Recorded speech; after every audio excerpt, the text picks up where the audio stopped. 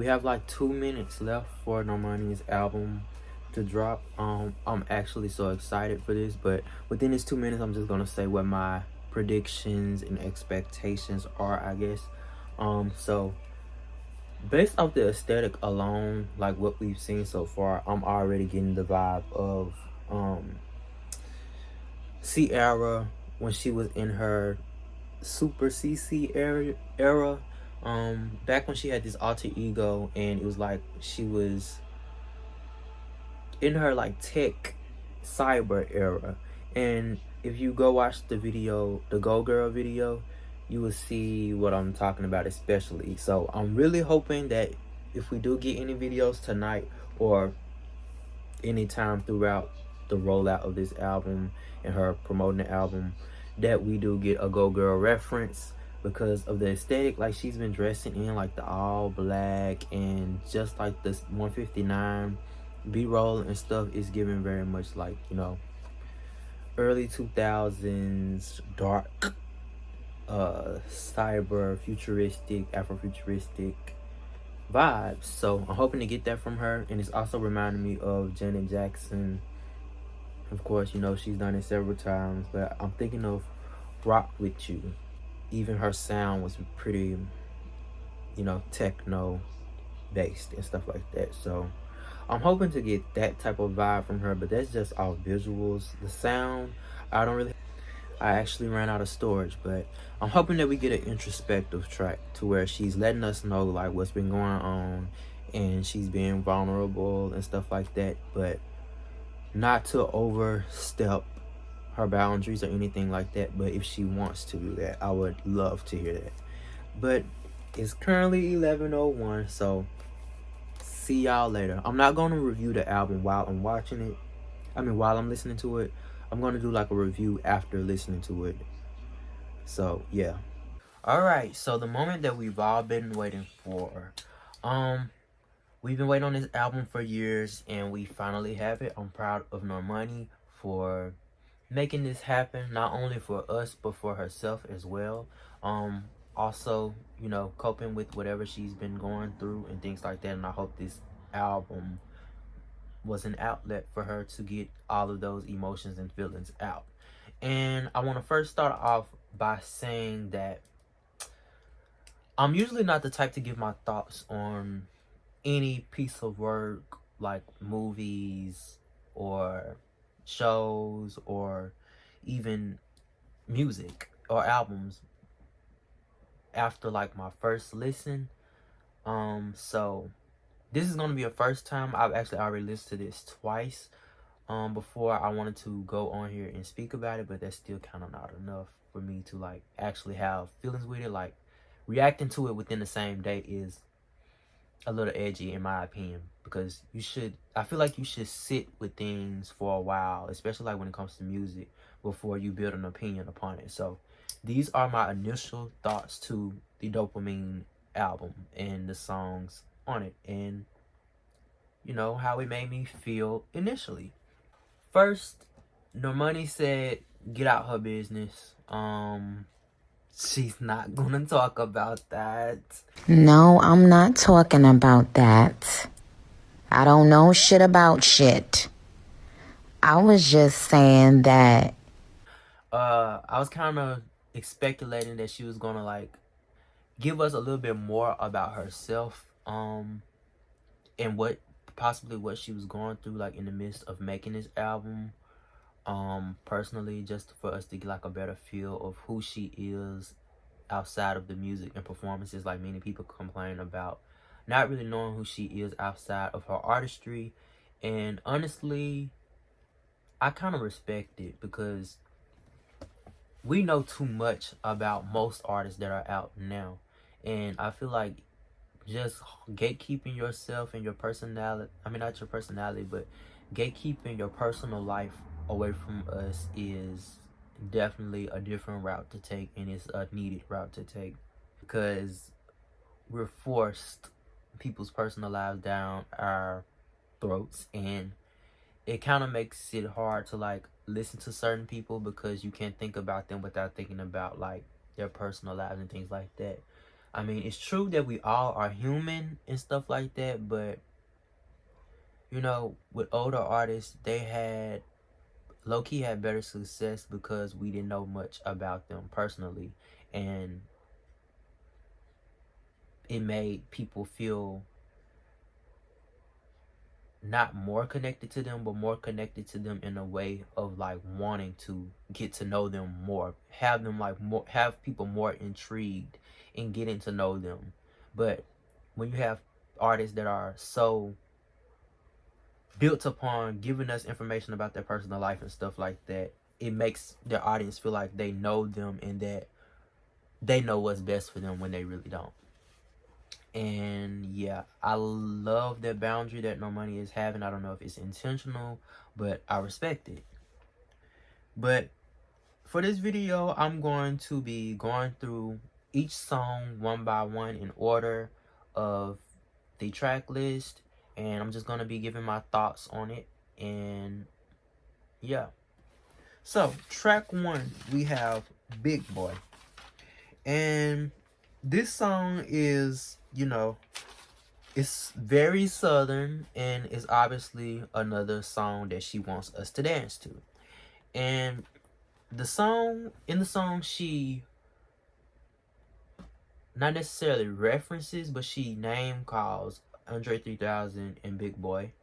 You know, southern rappers. They're from Atlanta. Yeah, they're one of the biggest, you know, people in music who come from the South. They actually had to fight for their position after, you know, being rappers and alternative rappers in the time of the 90s, where New York people only felt like that rap should stay within where it was originated, and they weren't really accepting to pioneers like Andre 3000 and Big Boy, who made it possible for rappers to be alternative and, you know, incorporate other genres into rap. And yeah, so yeah, she references them, and she also is pretty much talking her stuff on this song, and that's expected in a way and also deserved, because when Candy Paint was released, I was saying like this was my first time ever hearing her like literally like talk her stuff. Usually in other songs that we have heard, the singles we have heard from her, she's pretty much basically just in a way yearning or just talking about love, this and that. But in this song, she's talking her stuff and saying like, I know who I am and you should too. But that's pretty much all I really had for that song. And my favorite line from it was when she was like, turning small chains into big boys. So like, you know, we started from the bottom, you know, getting the little things, but now we go into the big things. Like, she's kind of manifesting her career like in a way, possibly, that, you know, we start a little bit further down, but we're gonna make it to the big league. For track two, we have Still. And this is another song that has really deep southern representation in it. And it pretty much, you know, she mentions that she was born in NOLA but raised in Houston. And she also samples Pimp C, and, you know, just says rest in peace to him, you know, the Texas legend. And she also has chopped and screwed ending in the song, which is, you know, a Texas staple. And the song is pretty much about her still being the ish, and the fact that it's simply not on her, but it's in her. Like, she knows who she is, and she knows that she doesn't have to prove it, but, you know, everybody should already know that just as much as she knows that. And yeah, that's pretty much all I really got from that song. One of my favorite lines from that song was when she was like, Houston raised, NOLA born, R&B pop star diva. And, you know, she's basically saying like, this is what I am. Like, the R&B pop star diva, what stuck out to me the most, like, she knows who she is and what she wants to be in music, and that's an R&B pop star diva. And she's basically just introducing us to the fact that she knows who she is, she knows what's expected of her, and don't get it confused. Track 3, All Yours. And this track, I really love the way that she started this track. It's like she started with a sing rap type of vibe. I can't be too much, it's a bit frightening. Got a bit of bite to you like Python, got a bit of bite to you like Tyson. And it's very trap R&B. And it's basically a love song saying, you know, how she's, of course, all yours or all his, whoever she's in a relationship with. And she's allowing that person to take control of her during heated or so-called intimate moments. And yeah, my favorite lines from the song was basically the hook though, where she's like,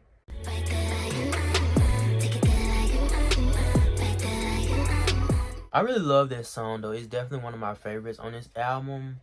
And I also really love her falsettos like throughout this album, especially like on this song. She has a really nice falsetto voice, and she also has a really nice low register. And yeah, I just really love that on this song. And this song is definitely giving, you know, 2010s vibes, honestly. Next song, we have Lights On. And on this song,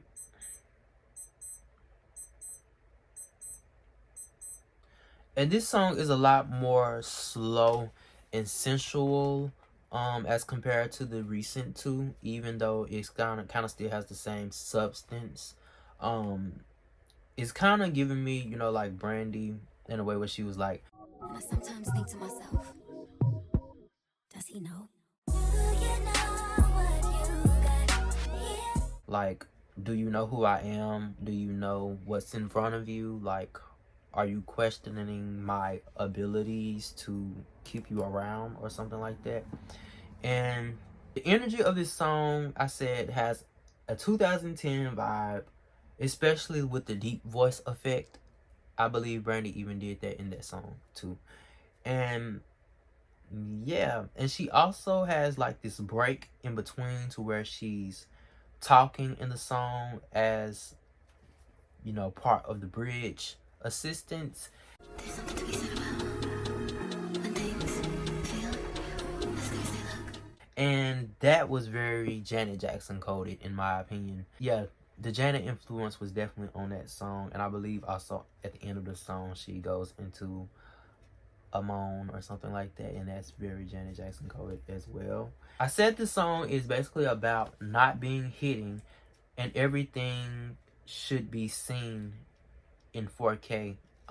Basically, like, she should be seen fully, especially during intimate moments. I believe that's what this song is getting towards, but also in the light of just being seen fully as a person outside, you know, physically, and also like mentally and emotionally. Like, you should see me all the way.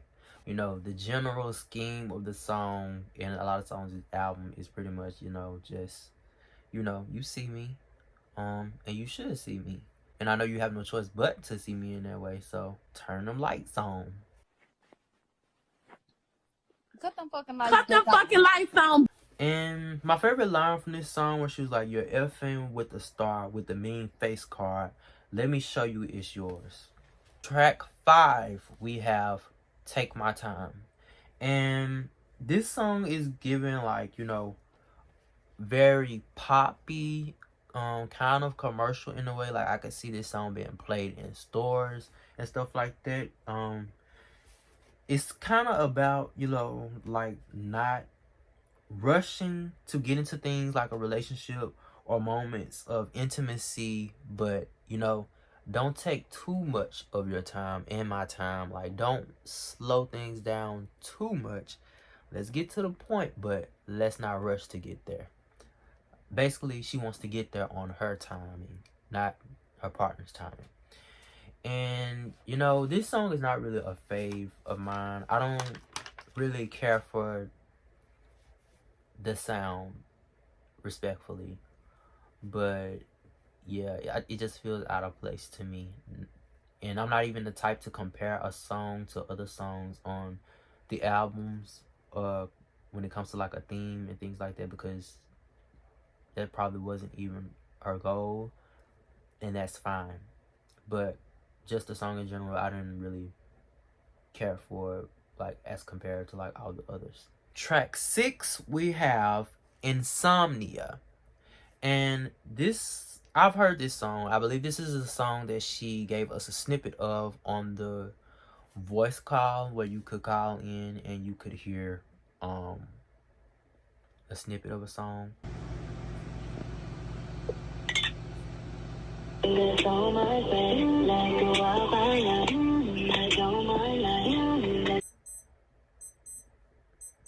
I really love the usage of, you know, the voice box, you know, like that Stevie Wonder was known for using during his time.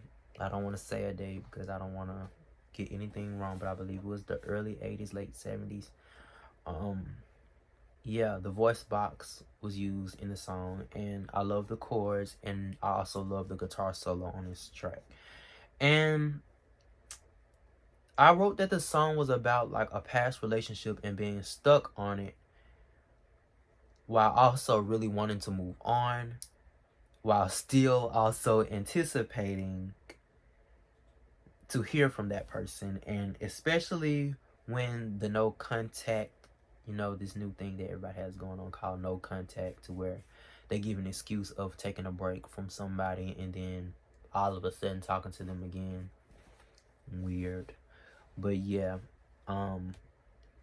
like wanting to get over them, but you know, you keep thinking about them, and you know, just like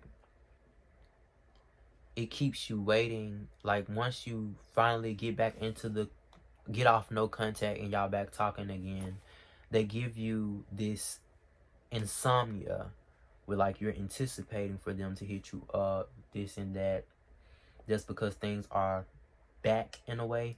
You're talking and communicating, and you kind of are expecting for the communication to still be constant. And now you're back into this mode of like them not necessarily being officially with them again. So you kind of have these hopes of like something building from this. And it gives you a sense or an urge of insomnia and low-key anticipatory grief when it comes to like, you know, what the end result of all this is gonna be. And my favorite line from this song was, "It's like you bought some device that tells you when I'm fine, cause that's the very moment that you hit my line." And yeah, it's basically like, I've grieved from us, you know, separating, and I'm over it, and I no longer want you. I no longer want to see you. I no longer want you in my life, and I'm moving on, and now I'm on to better things. I'm making myself happy, and you know, possibly single and things like that, not wanting anything to do with a relationship. And then they hit you, and now you're back at ground zero, and you're having to heal all over again because you put yourself through a situation that you probably prayed to get out of. But yeah. Track 7, we have Candy Paint. I'm not gonna get too much into this song because I already have a review done on this one on my page, and you can check it out. I'll have it in the card right there.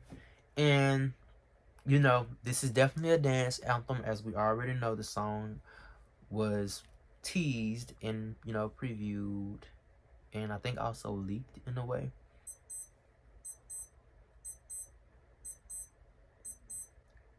So there's already like a viral dance going on to this, but I'm really hoping that there's more of a dance to this.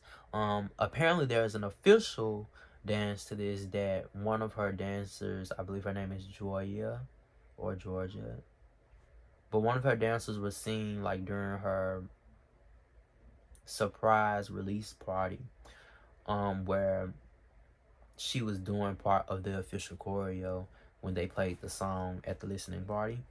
I'm hoping that throughout like the videos that she does do throughout this thing, like there are some dance breaks for us to do, just like, you know, when she gave us Wild Side. And she definitely added more vocal layers to this album version. I don't really remember like hearing all those backing vocals and additional, you know, voices in the background and stuff like that on the song before listening to the album. I don't know if I just wasn't paying attention, but when I reviewed the song, I do not remember hearing that. Track 8, we have Grip. Not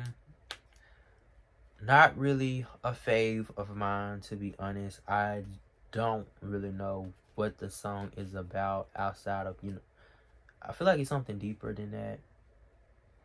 You know, well, the song is basically about, you know, having someone hooked, in my opinion. I feel like it's about having someone hooked just off, you know what the title means.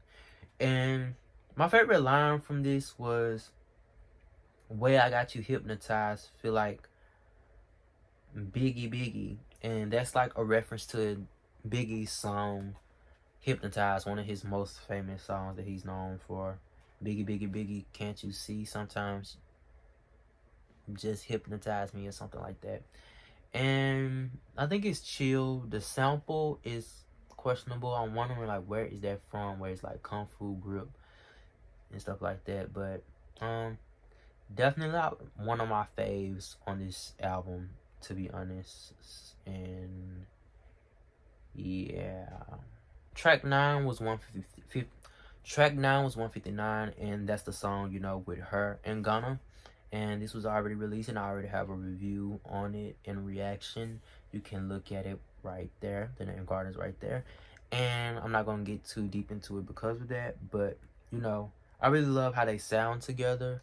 And things like that. I really wasn't expecting them to sound that well together, because I feel like Gunna is just thrown on anything, to be honest, nowadays. But he actually sounds good with her. But that's all I'm going to leave on that right there. You can go hear the rest of my thoughts on that video. Track 10, we have Distance. This is definitely one of my favorite songs. Immediately, I became hooked to the song once I heard that, you know, reverse vocals and, you know, the effects and things like that on the first few seconds of the song.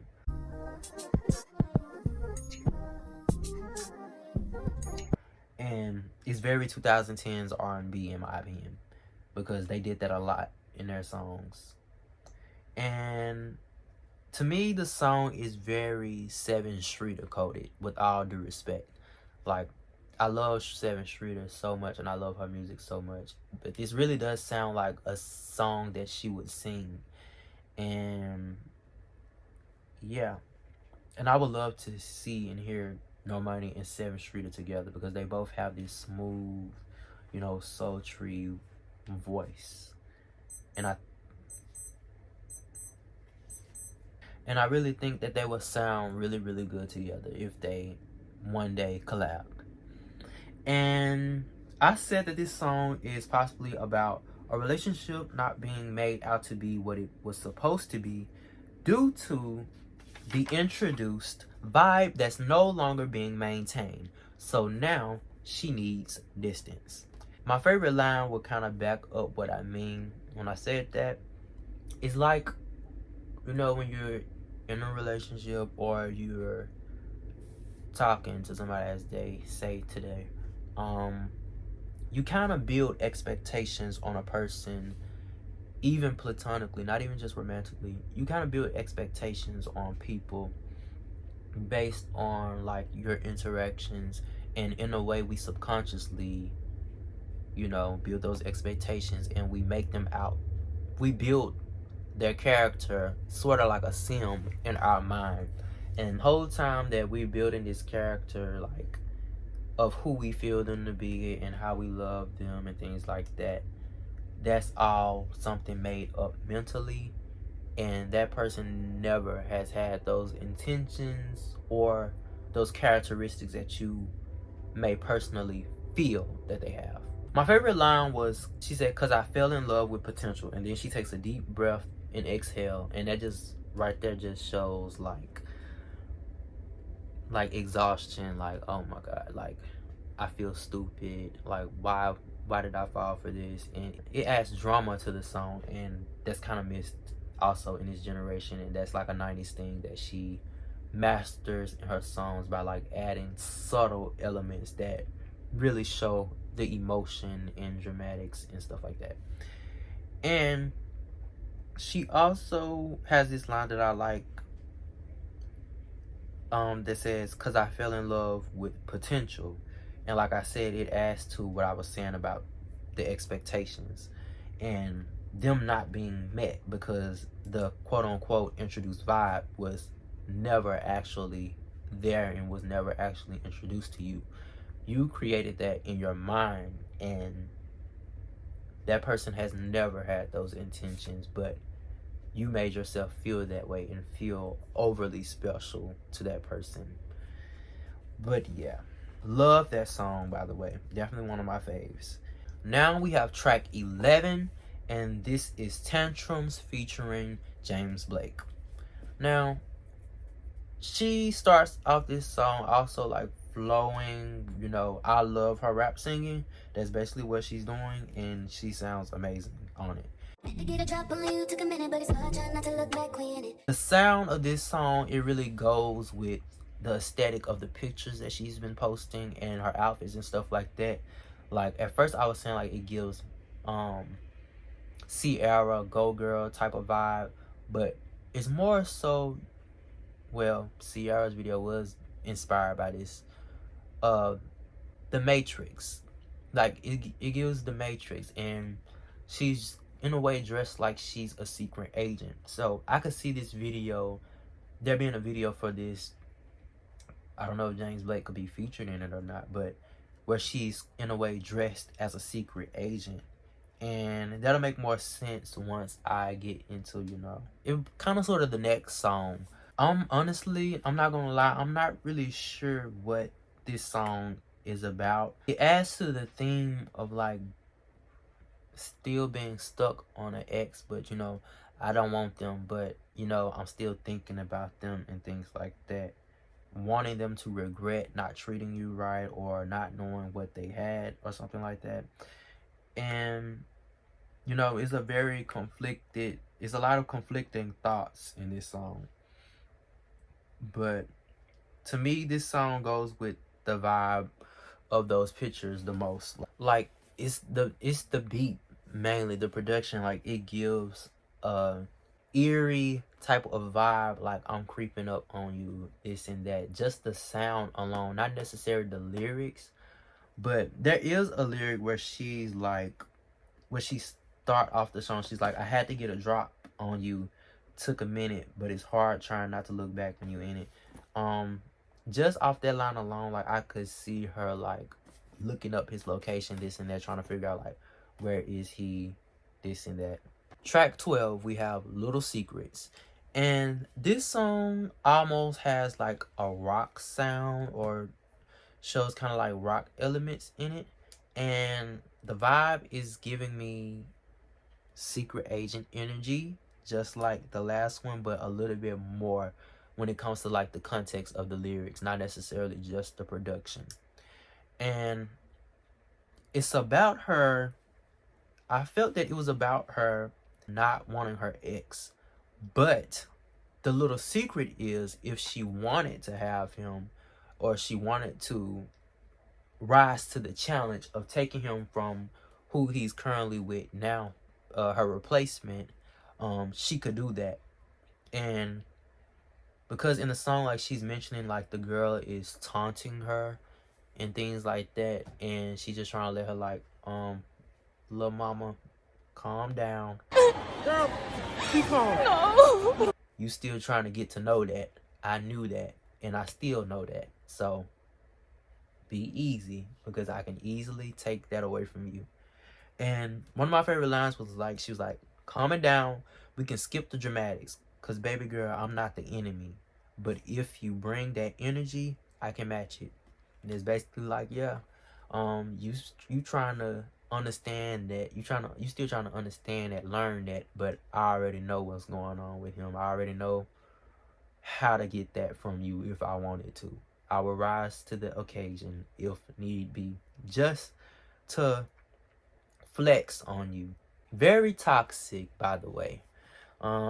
Throughout this whole album, I'm realizing Normani is a little toxic, and she's also a lover girl. And you don't really get that from her vibe and her energy that she gives through interviews and, you know, her posting and things like that. Track 13, the last track, we have Wild Side. And we already know this song. We already know this song was a moment in history. She definitely broke the internet with this song. 2021. I really love the Aaliyah interpolation, the 1 in a million interpolation that she did on this song. Like, that was one of the first things that I picked up, like, listening to the song. She sounded amazing on it, and the video was amazing, especially the break where she, the dance break, the floor dance break, where her and her dancer, Joya, I believe that's her name, I hope I'm getting her name right, and they do this whole representation of, you know, the Gemini sign, and basically, like, you know, being two-faced in a way, and there being two sides of Gemini, and basically her dancer was a mirrored effect of her, and they were, you know, dancing with each other on there. I really love that symbolism. And, you know, I also love the actual dance challenge that was started from the dance break, choreographed by Sean Bankhead. I couldn't let that dance go. I posted it on here before, actually. I'll see if I can link the short on here, but I love that dance. That's every song on this album. I'm just gonna give my top 3 now, and then my final thoughts. So, top 3, and this is, I'm gonna say this is in order currently. Number 3, we have All Yours. Number 2, we have Insomnia. And number 1, we have Distance.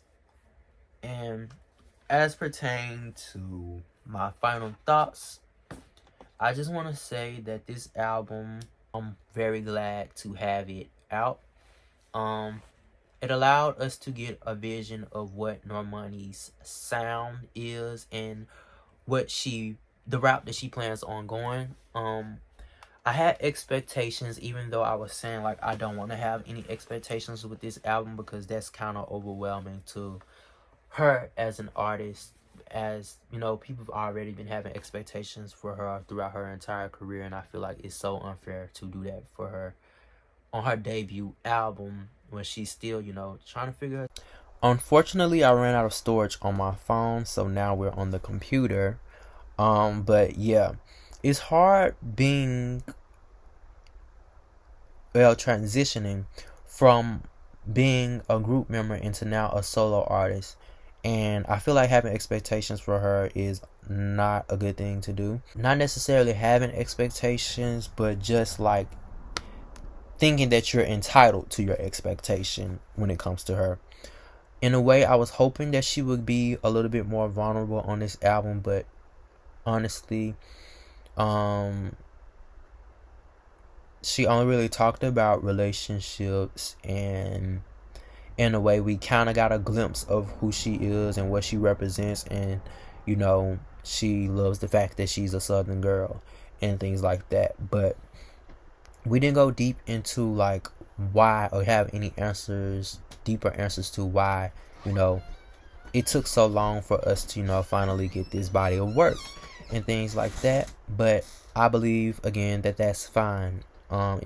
Maybe she doesn't want to talk about that, and who wants to start off their debut album on such a low spirit and vibe? Like, that's why I feel like it's okay, and I think throughout her career we'll get a chance to see her at a deeper level once she's comfortable, or if she's ever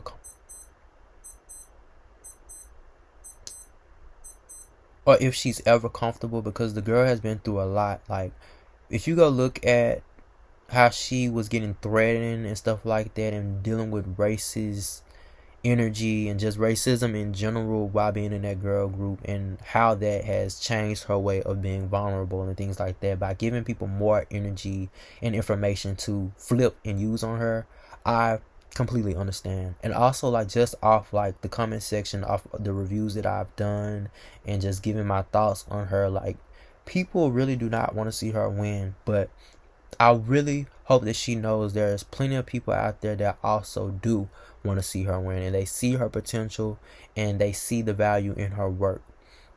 And this album is not the end. This album is just the beginning of us being introduced to Normani and all that she has to offer to this world. She's definitely needed, as I mentioned, like on TikTok, where I was like, her and Victoria Monet gives me the vibe of Ciara. I was raised on Ciara, so I know Ciara is heavily influenced by Janet Jackson, but to me, I know Ciara like a lot more than I know her inspiration, Janet Jackson. And to me, they are my modern day Ciara. And I feel like that's been missing in music in general, just like real kind-hearted people, real people from this, well, no, Victoria Monet isn't from the South, but real kind-hearted people who are extremely talented, but they also value their craft, and they don't let people rush them to do these things and meet the expectations of other. They do what they want to do, and they do it well. And that's something that I enjoy, from them. But back to Normani. I love the album, honestly, and I'm gonna keep listening to it and spend some time with it to, have a better connection to it, and read on some things as, we get more information on the album, and as other people debunk, samples and references and things like that on Twitter. That's definitely going to make the connection to this album a lot better and more understanding. But based off like the first listen, and these are my initial thoughts, and I'm so proud of Normani, and I'm thankful for her. I'm thankful to have her in this world, because we've needed this. Like, I grew up watching Ciara on TV, like studying her moves and stuff like that, and wanting to one day like be on sets and just like see that. And then like growing up, like it became a lost art. Like we was only, like she was our only person that we were getting this from, like in mainstream media. And I think it's great that we have artists like Victoria Monet and Normani bringing this back. Also, Normani, I'm not rushing you, and I hope nobody else is rushing you to put out a music video. They really want to rush you to do what you want to do, but whenever you're ready, I'm supporting, and I'm there, because I know it's gonna be great. But yeah, that's all I really have for the rest of this video. I'm just rambling at this point, but yeah, I really love this album, and I hope you all leave your thoughts on the album as well in the comments, and let me know what your top 3 were, and how did you feel about the album in general. But yeah, it's your boy Komaris. Feel free to like, comment, and subscribe to the channel, and I'm out.